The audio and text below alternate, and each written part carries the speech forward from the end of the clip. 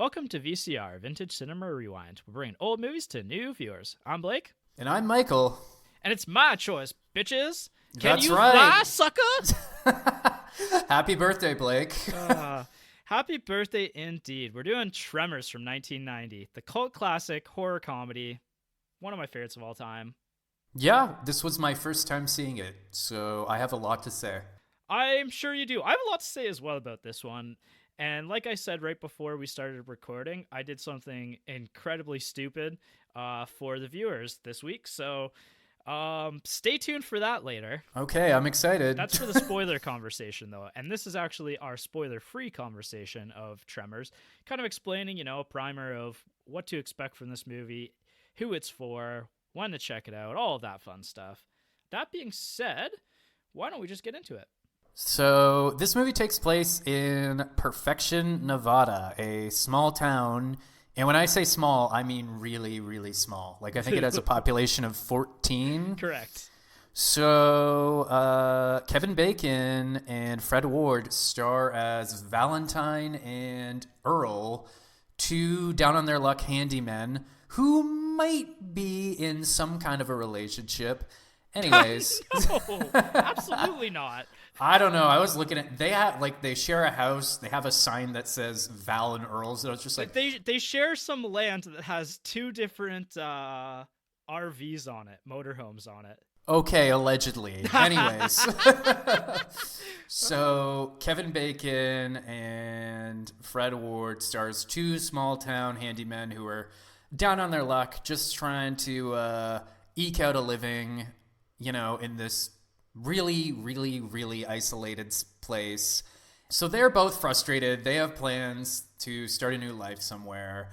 And one day, after a little incident with a septic tank, they decide to take to the road, only to discover that there's something out in the desert that may be stopping them from leaving.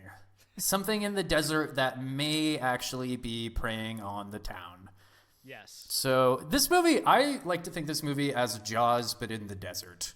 That's exactly what you can think of it as. And that, I think I wanted to really kind of discuss that when we get into like the who is this movie for, because this is definitely a callback to Jaws from the 70s. It's also a callback to Frank Herbert's Dune, because it turns out there are multiple graboids that are converging on the town and eating people. Yeah. And if you've seen Dune, it's essentially the same thing. There are these maybe even a prequel. Yeah, maybe. I was going to make a joke that this is the unofficial second Dune movie. Yeah. So they're like turd-shaped monsters that they swim through the sand and they navigate by sound, and they're carnivorous and they're picking people off. Yeah, and that's actually the original idea for the film as well. Like, the original conception of this film was land sharks, which, you can almost make the comparison immediately to something like Sharknado or something like that. And it's almost like, I would say, this is a B horror movie. Like, this is not like top shelf, horror film. This is like B movie, horror movie, like horror comedy, very intertwined. Like, almost, I would say, it's Jaws, but with like the same vibe as the Evil Dead 3. Essentially, yeah. Like, this is a movie where it's a horror comedy, but I almost feel like the comedy takes precedence over the horror. You know what I mean? Yeah. Yeah. But that said, it's a surprisingly well done setup. You know what I mean? There are some moments of genuine tension. Exactly. But it's not exactly it's not exactly going to terrify you. It's not going to traumatize you the way Jaws traumatized a generation. Exactly. The stakes feel significantly lower. I don't know. It's a very fun movie, whereas Jaws is a very tense movie. Yeah, and even our two leads, Valentine and Earl, they're just kind of these, like I said earlier, they're these small town handymen that are kind of down on their luck. And I was watching the movie and I was kind of This is an interesting choice of leads. You know what I mean? Like, Oh, absolutely. And actually, characters and people you may know, like we're getting into it right now. Like, okay, look at that yeah, smooth transition. yeah, exactly. Kevin Bacon, like, this is a movie that, you wouldn't expect to see an actor like Kevin Bacon in either, right? No, not really. It's a movie that I think 9 times out of 10 doesn't work or isn't as effective. Yeah. And somehow they hit the 10th time, they struck the gold here. It's a lot of fun. And Kevin Bacon's like, this is a young Kevin Bacon.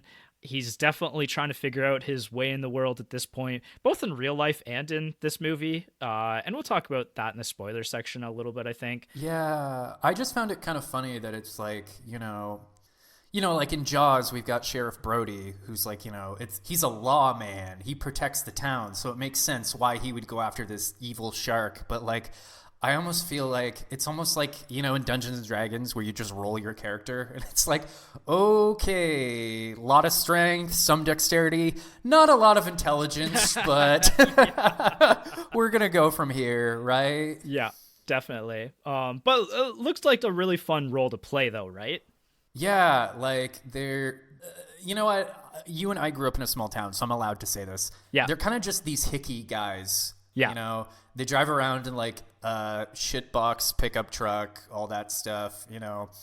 I liked what they did with Kevin Bacon, where he's young, he's significantly younger than Earl, his buddy. Right. So Earl is a bit kind of like a wiser older brother figure. Well, like allegedly wiser. Yeah, that's a good point to make. Yeah. There's even a quote, like, and actually, this is a really quotable movie, but there's even a quote where he's like, well, I'm the older, wiser one. He was like, well, you're half right on that. Yeah. And like, actually, I liked, so we open the movie with Kevin Bacon taking a piss. Yeah. And then Earl is sleeping in the back of a pickup truck and he's trying to wake him up. So he just starts shaking the truck and he's like, stampede. Like, so right away, you've kind of got this vibe of like two buddies just hanging out with nothing better to do. Yeah, don't take life too seriously kind of thing. Like, just two goofballs. Yeah, and I actually kind of liked what they did with Kevin Bacon's character. There's kind of this thread throughout the movie where Earl keeps chastising him, telling him that like, he never thinks ahead, he never has a plan, all that stuff. And then like, he's got like, what do you call it? Like his visor, his sun visor in his truck, right, has pictures of like, this one. An ex-girlfriend. I think it was like a gymnast or like an actress or something, but like he has a very specific idea of like what his ideal woman is going to look like. Right. And he's not willing to deviate from that. And spoiler alert, he changes a little. Yeah. As the movie goes on. A little. He has a nice, slight character arc. So before I move on from this, I do want to mention like Kevin Bacon's probably a household name. Oh yeah. Mainly for like Footloose is like the big one that put him on the map. But modern movies that he's been in the last 10, 15 years. He was in Leave the World Behind, which just came out like a few weeks ago. Oh, I've never heard of it. That's the one that Jason was talking about being on his honorable mentions, that he would only slightly finished at that point, but it's a horror movie, like a suspense horror movie that's on Netflix right now. I think a lot of people are watching it, so you'll know him as like the survivalist, like the prepper in that film, which we're about to talk about preppers and survivalists very shortly, actually. Oh yeah. He's also in Crazy Stupid Love, which is probably one of my favorite rom-coms of all time. And he also did The Following, which is a serial killer horror show from like 6 to 8 years ago, which was actually like kind of maybe underrated. It's really good. I will say I've never this movie was surreal to me because I don't think I've ever seen young Kevin Bacon. Mm-hmm. I've only ever seen like crispy Kevin Bacon. So like I was kind of just looking at him in the movie and I was like, I wonder how old he was when they shot this. Like 30? I don't know. I don't think he was 30 yet. I think he was mid-20s. Oh, okay. Yeah. And the other thing that I find really funny about Kevin Bacon is there's this thing called the 6 degrees of Kevin Bacon, which is like this game where you basically start at any movie. And the theory is that, and this is actually a self-pronouncement that Kevin Bacon said like early on in his career, that he's worked with just about everybody in Hollywood. So Okay. the game is that you're supposed to start with a movie and then through association get to Kevin Bacon. By the way, this has its own Wikipedia page. I just checked. Yes, it does, which is kind of special. Yeah, so I would recommend Googling that bizarre piece of film trivia. Okay. And so he's starring opposite Fred Ward, who you already mentioned. Fred Ward's kind of like middle-aged at this point in time in this film, so I didn't really have a ton of stuff that he's been in. Yeah, I don't think I've seen him in anything else. Well, in the last he passed away within the last 5 years as well. No, he passed away last year. Oh, okay. Yeah, very Last recent. May, actually. Oh, man, that's unfortunate. That is unfortunate. He was in 30 Minutes or Less, which is a pretty decent comedy from like the mid-2010s. And then he was in True Detective Season 2, which I haven't watched yet, but that's the season that's kind of reviled, so maybe not recognized for that. But the older movies that he's known for, other than this one, obviously, are Shortcuts and The Right Stuff, which The Right Stuff is on our list to check out at some point. I've heard stuff and things about that one. Can I just say that I hope I age as gracefully as that guy? Yeah. Like, he must have been like mid-40s in this movie. Damn, he looked great. Yeah, he was honestly probably closer to 50 at that point, right? Like, I think he passed away. If he passed away last year, it was like at 79 or something like that. So yeah, pretty close. Total to silver fox. Yeah. I can see what Kevin Bacon sees in him. The other thing I was going to mention about these two characters that I thought back of while I was watching this is that they kind of remind me of like video game characters that you play as, like for example Skyrim, where you're the guy just doing all these odd jobs for all these NPCs who aren't capable of doing anything for themselves.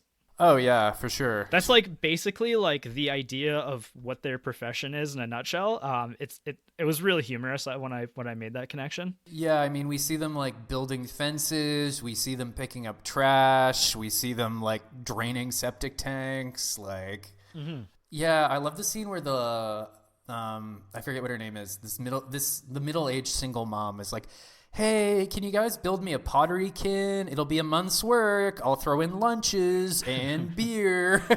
Yeah. Yeah, and that's kind of actually like there's one other character I want to mention, and then we'll maybe talk about some of the like townsfolk, because honestly, like it's really cool because it's a pretty small cast and everybody in the town kind of gets their own little like brief moment in the sun. Brief, yeah, which is kind of fun. But anyway, so the last character that I want to mention that kind of rounds out these two is Rhonda LeBeck.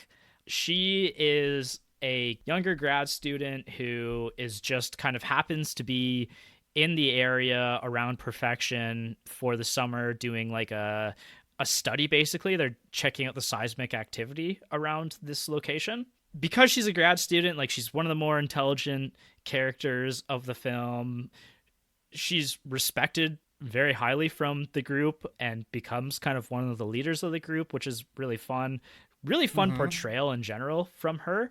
But you actually probably haven't heard of her because she only did a couple of movies. Her name's Finn Carter, and she did a couple of movies and TV shows after this, and really like retired at like the year 2000. So she's somebody you haven't seen before, which is kind of neat. Interesting. Then we get into the townsfolk, and it's a really diverse group in this group of 14, which is honestly like it feels refreshing, especially like from a movie from 1990 to have such a diverse group of characters. Yeah. I'm going to talk about Burt Gummer first and his wife. So Burt Gummer is the survivalist, hardcore, like gun-toting prepper of the town. They live in like a compound on the hills, like just a ridiculously over-the-top character that's also charismatic. Like there's only one character that's kind of annoying, but like he's annoying on purpose in the movie. Yeah. And he's married to Reba McEntire, the musician. Oh, is that who that was? You didn't recognize Reba? No. Yeah, Helen Gummer is Reba. So this is actually Reba's first movie role too, which is kind of cool. And honestly, she can act. Can I just say that Bert and what was her name? Helen. Bert and Helen Gummer are probably my new favorite on-screen couple. Yeah. There's a scene in particular later on in the movie that we'll talk about where I'm like, if this is what I want, this is what love looks like. It's very fun. Like, you know, think prepper, like think like Americanized prepper survivalist and lots of guns, and all of those guns, all of those weapons play a very big role in this film. Right, and this was pre-COVID when preppers could be fun. Yeah. I was kind of thinking, like, if this movie was made nowadays, he would be the villain. Yeah, and that's kind of the fun thing is there isn't really like a villain human character in this. Like everybody kind of bands together. Yeah, it almost kind of gave me like Western vibes. You know what I mean? Oh, easily. Like, yeah. Like we're this frontier town that's being, we're being threatened and everybody just rallies together. Like, what do we do? Yeah. Burt Gummer, played by Michael Gross, who is most known, other than this movie and this role, as the TV dad of the 80s. Like, he was the TV dad in Family Ties. Oh, really? Which is a show that's been probably talked about a lot recently because of Michael J. Fox and him having a documentary recently. Like, that was kind of one of the shows that put Michael J. Fox on the map in the 80s. Oh, okay. And so he plays his dad in that. Like, he's a really important role. And so it's kind of fun because he goes from, like, you know, a goofy dad to, like, this wiry survivalist, like, prepper guy in this film. And a ridiculous, over-the-top role that's, like I said, a lot of fun.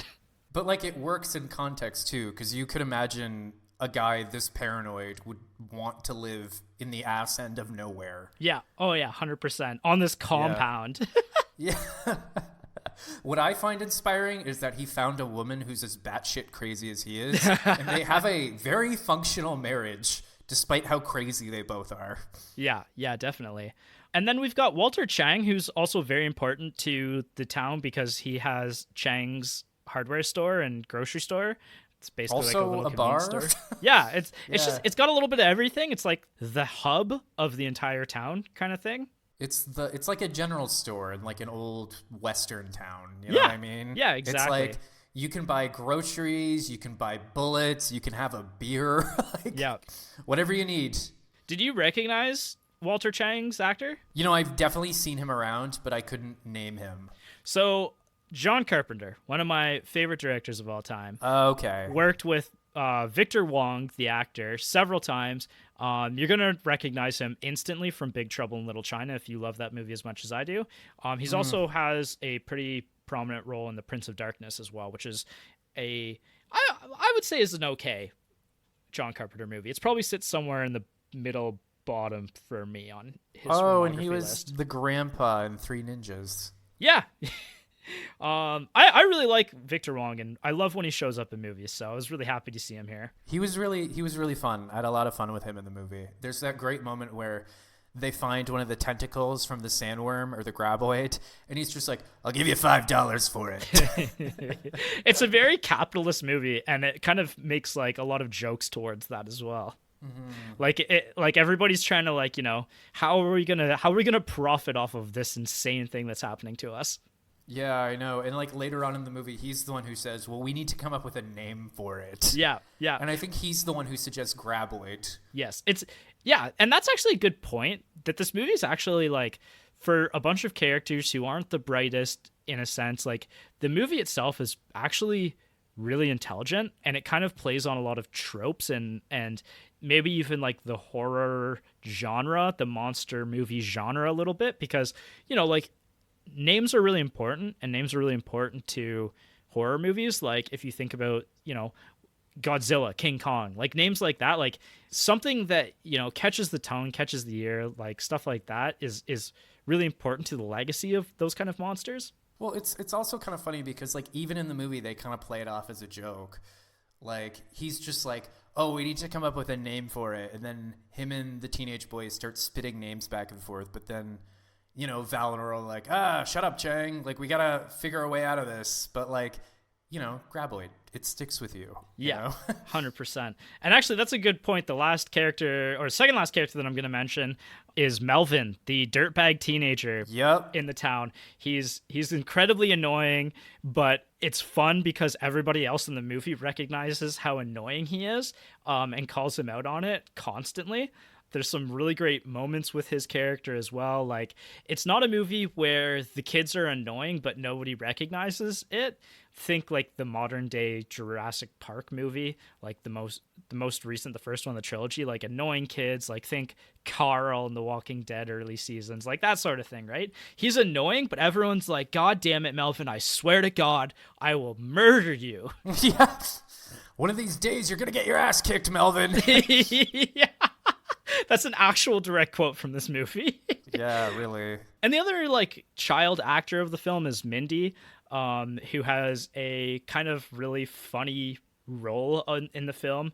She's the kid from Jurassic Park, like the original Jurassic Park. I don't know if you recognize that. I did not, no. Oh yeah, she's like the girl from Jurassic Park. I kind of thought about it at first, and then Jess was like, "Is that the girl from the Jello meme?" And I was like, what the hell are you talking about, Jello meme? Oh, and she the pulls the Jell-O. picture up, and I was like, yeah, it's the girl from Jurassic Park. I was kind of thinking that, but so This yeah. is- so she went from this to Jurassic Park, eh? So Yeah, really prominent kinda- child actor. so she was kind of typecast as a little girl in monster movies. Yeah, but you know what? Like one of the greatest movies of all time, Jurassic Park, and one of the greatest B horror movies of all time, Tremors. So, you know what? Not a bad little filmography.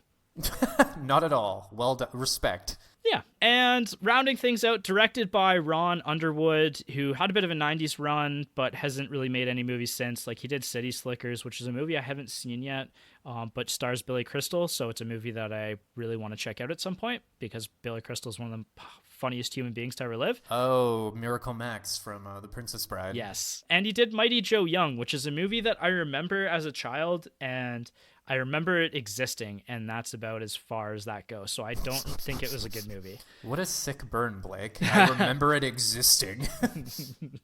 And finally, the writers are S.S. Wilson and Brent Maddock, who are actually the original film that they wrote was Short Circuit, which is a movie that I think you had on VHS. I don't when we think were so. kids. I know what it is, but I don't think I've ever seen it. Oh, really? Okay. Well, I've seen it before. I thought I'd watched it with you, but maybe not. Wait, I think I saw it on cable actually a long time ago. That's the movie about the robot, right? Yeah. It's kind of like Yeah. one of the OG like let's make a child robot kind of thing and teach him about the world. Yeah. Right, I remember that. Not a bad little movie, but this was kind of their baby. Like they came up with the idea, called it Land Sharks, and we'll talk about all of the making of the movie and the deep dive. Who is this movie for, and does it hold up to a modern watch? What are your thoughts? I think it holds up to a modern watch if you go in knowing it's a B movie. Yes, You know what I mean? Yeah, don't expect like the top tier effects. However, I will say that the effects are actually done really well, and this is where I thought back to like Jaws, where oftentimes there's a less is more kind of use until later in the film with the creatures. Yeah, like even though this is kind of a B silly movie, it does a good job of like building intrigue, you know what I mean? Exactly. Like I don't think you get a clear shot at one of the Graboids until like at least half an hour in. Yeah, for sure. Even though like they do make their appearances known very early on in the film, actually. Yeah, absolutely. I also know like it also kind of borrows from Evil Dead, those like big moving tracking shots. Like you get a POV from the monster and it's like like it comes up. So and like it's effective in this movie. Yeah, it is, honestly, especially because of the nature of the beings being under the ground. Like when you're shooting those at ground level, right? Like the Evil Dead, it's a very iconic camera movement now, but it doesn't always necessarily make sense. Like you never really see anything moving through the forest like that. Whereas this one, it's like, oh yeah, like this is a thing that is moving along the ground, and that's how it's shot. Right, yeah. You know, this is like one of the more famous cult movies that we've talked about on this podcast. It completely kind of missed on its original release. Like it didn't do well, but has since become like a really massive classic. So I think you made a good point. Like if you like The Evil Dead, if you like Jaws, I think the combination of the two of them is kind of where we meet at. It like there's a bit of an aw shucks comedy to it that's kind of endearing as well. Yeah, like the dialogue isn't super clever or anything, but it is funny. Yeah. You know what I mean? Yeah, Yeah. exactly. And it's an average group of people, and they're trying to do like an above average thing. Like they're trying to this isn't a world-ending scenario, right? Like the stakes aren't massive, but they're high enough for this group of people. Like this is their world, right? And for them, like this is very high stakes.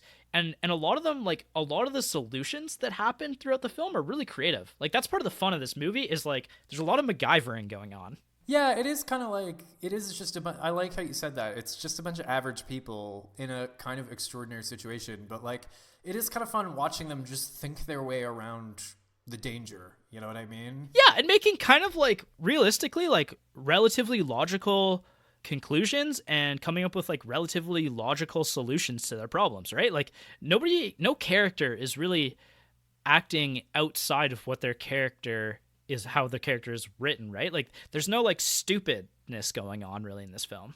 I mean, there's a little stupidness from There's a Maggie, little but like, stupidness, yeah, but not like why would you do that kind of thing. It's like, well, that character's a little dumb. yeah, yeah. But yeah, I really think this movie holds up to a modern watch. Honestly, like I hadn't actually seen this film until probably about 2020 while we were in the thick early days of COVID.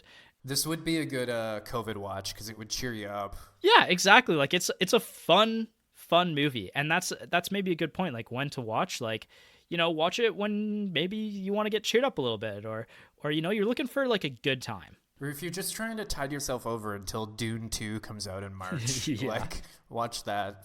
Yeah, I think this is like a really good Friday night, late night movie. Yeah, I'd agree with that. And actually, I was going to ask you now. This is kind of one of our new segments of the primary episode. The one scene that sells the movie. Did you come up with one? I do, yeah. Do you want to just remind the viewers what the one scene Yes, concept is? that's a good idea since we've just started doing this. So basically, instead of watching a movie trailer, and actually, famously, again, this movie trailer was one that the writers despised and thought didn't portray what the movie was really about. And so instead of watching a trailer that was made like 30 years ago for an audience of 30 years ago to sell people to get to a movie theater that, again, in this case, didn't work, we're recommending a movie clip that the YouTube channel Movie Clips has made of like, they make 10, 12 movie clips of a film, and they're very iconic scenes. And so we pick one that kind of like sells the movie, maybe doesn't, over spoil things, but also portrays the spirit of the film. So which one did you end up going with? Because I'm kind of still between two right now. Well, I picked my favorite scene because it's my favorite scene. Nice. It's the wrong rec room. Oh my god, yeah. Yeah. That might spoil things a little bit, but I do think it really captures the tone of the movie. And that's a really good point as well, right? Like you want to capture the tone of the film, and I think that's you've made my solution up for me, because I was debating between Bloody Jackhammer, which shows kind of more of the horror elements of the movie and also like doesn't spoil the creatures per se. Mm-hmm. But I really like the pole vault to safety scene, and that's one of my favorite scenes of the film, and it kind of shows like the goofy comedy aspect of the film. Yeah, like, that was almost kind of slapsticky. Yeah, and like it shows the characters like coming up with like, modern day problems require modern day solutions kind of thing, right? Right. While also giving you a little bit of a taste of what the monsters are like. Just a really fun scene between our three main heroes of the film. Mm-hmm. And really well shot too. Like there's this one like really big shot where they're all pole vaulting and they kind of all do it in unison. It's really fun. Very fun. Yeah. It's fun. It's goofy. We're all having a good time. Yeah, exactly. So, and I think that captures the spirit of the film really well. Yeah, I agree. But no, my favorite was still wrong rec room scene. I don't know if we should talk about it in this week's episode or next week's episode, but it's honestly it was the highlight of the movie for me. It's the scene that really shows off the Gummers household and basically they use every single weapon at their disposal, including and not limited to an elephant gun, which is awesome. And a flare gun. And a flare gun, yes. No, so like you can cut this out later if you want, but like the context is a sandworm breaks into the gunner's basement, and then they just whip out their guns and start shooting it, and it's not dying. They throw their guns down. The camera pans back. They have a whole wall full of guns, and they just start picking them off the wall and like blasting this thing. Yeah, it's awesome. And it's so fun. Just that the comic timing on like the panning over just to show the wall of guns and they just start pulling them off the wall and shooting. Yeah, it's pretty great. Where to watch? So right now it's unfortunately not streaming anywhere, but what I'll say is like it's pretty cheap on YouTube, on Prime. Yeah, that's where I saw it. However, when I watched this movie in 2020, it was streaming on Netflix at that time. So I would say, you know what, even if you don't want to pay a little bit of money to rent this one out, or you can't afford it right now, like just kind of have an eye on your streaming service, because you never know when this one's going to pop up somewhere. Yeah, for sure. And that is it for our primary episode. Yeah, no, just a real fun time at the movies. It's a good popcorn entertainment. So go check this one out. It's so much fun. I highly recommend. Fun. It's very fun. Yeah. Oh, and actually, I was going to mention, because this is the episode usually that people are going to hear before we watch our next movie. And so before we wrap up, so our next movie after this is going to be Groundhog Day. Oh, tight. That's awesome. Yeah, one of your favorite movies of all time. Yeah, definitely. So, and it's going to come out just in time for Groundhog Day. Wow, look at that. I'm glad one of us has a plan. We plan ahead so that we don't do anything right now. Right. All right. See you next week. Bye.